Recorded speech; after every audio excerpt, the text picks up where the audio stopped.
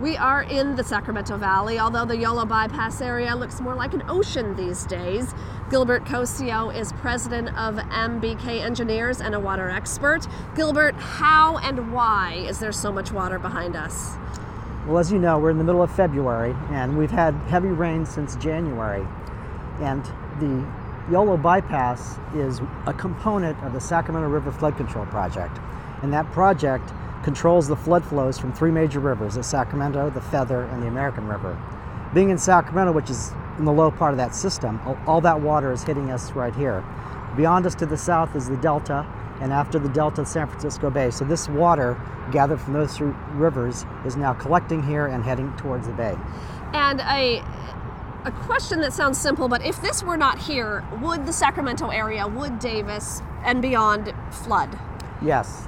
That's the purpose of a flood control project, is to flood the areas you want to flood and not flood the areas that you don't want to flood. And without any levees, this whole valley would be flooded.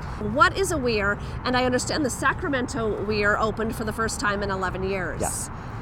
So to get water into a bypass, it either has to overflow the banks of the river or actually be directed by a structure that puts it into a bypass. And these weirs are structures that do just that. They're designed in the middle of the flood control system.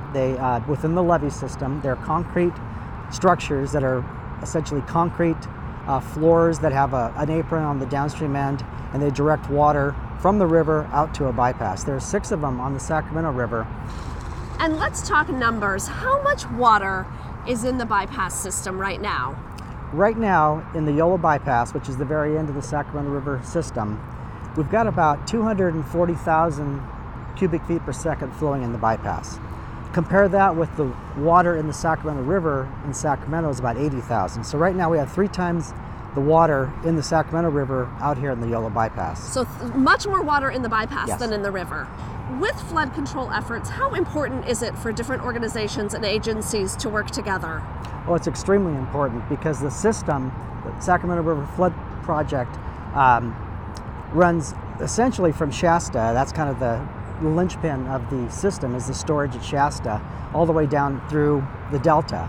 And so all those agencies that maintain levees, maintain bypasses, all that have to work together, and they get inspected annually to make sure that we are maintaining the system as it was designed.